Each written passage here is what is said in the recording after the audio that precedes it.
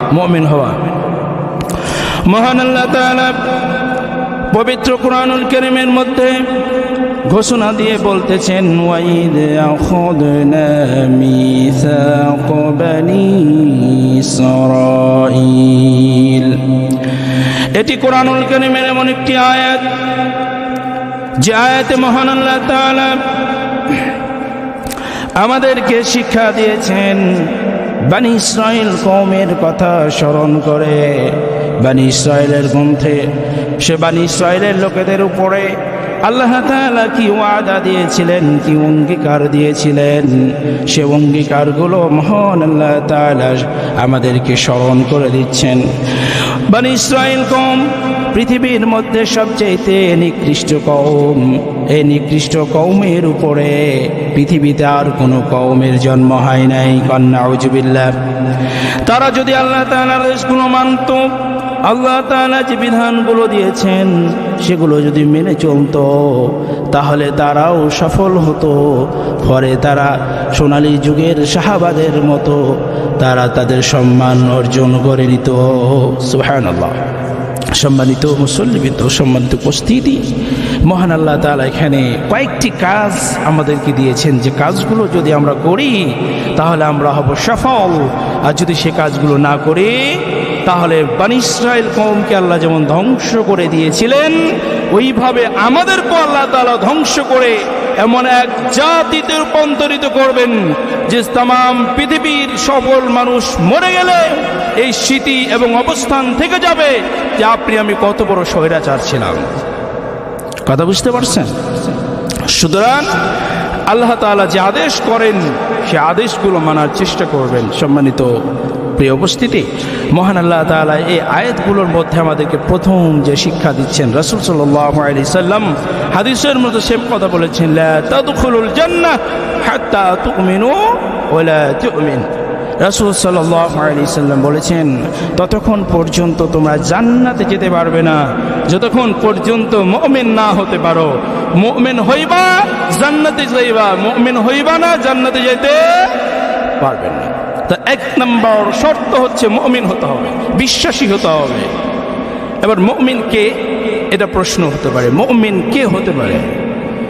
এক কথায় যদি বলি, আল্লাহ তাআলা যে আদেশ করেছেন সেগুলো যে মেনে নিয়েছে এবং আমলে পরিণত করেছে, সেগুলো স্বীকার করেছে, আমলে পরিণত করেছে, অন্যকে দাওয়াত দিয়েছে, এর মধ্যে জিন্দেগি গঠন করেছে, সে হলো মুমিন। সে কি?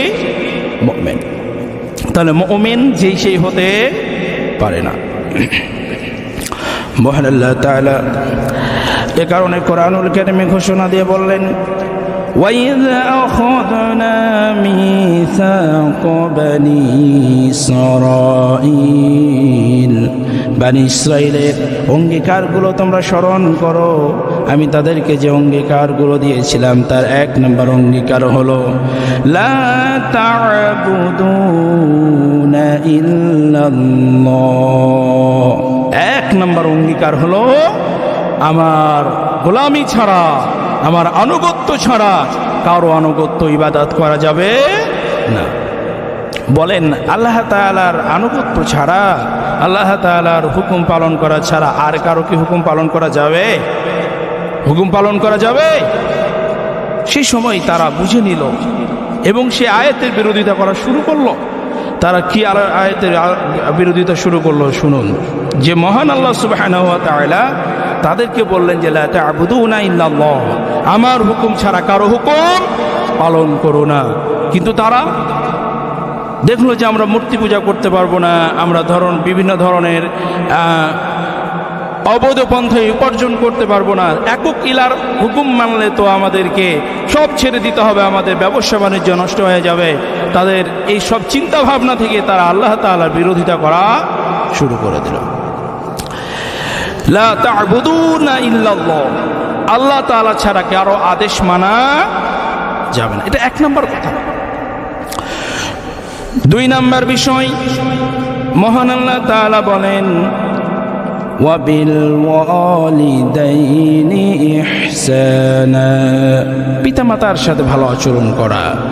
পিতা মাতার সাথে যদি কোনো সন্তান ভালো আচরণ করতে না পারে, তাহলে ওর গলাতে একটা সুন্দর লকেট ঝুলাতে হবে, লিখতে হবে সে লকেটের মধ্যে সে হচ্ছে এই যুগের, এই সমাজের, এই বাড়ির সবচেয়ে নিকৃষ্ট এবং অপদার্থ সন্তান। এর চাইতে অযোগ্য অপদার্থ কোনো সন্তান নাই যে তার পিতা মাতার সাথে ভালো আচরণ করতে পারে না। এদের সার্টিফিকেট দেওয়া উচিত।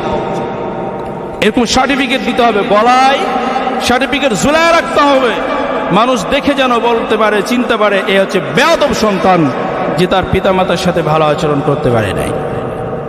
সম্মানিত প্রিয় উপস্থিতি, আল্লাহ তাআলা দ্বিতীয় যে কাজটি বললেন, ওয়াবিল ওয়ালিদাইনি ইহসানা, বনী ইসরাঈলের লোকেরা সাথে পিতা মাতার সাথে খারাপ আচরণ করেছে, ভালো আচরণ করতে পারে নাই, এই জন্য আল্লাহ তাআলা তাদের ধ্বংস করে দিয়েছেন। 3 নম্বর আল্লাহ তাআলা আদেশ হচ্ছে ওয়াদিল কুরবা, আত্মীয়তার সাথে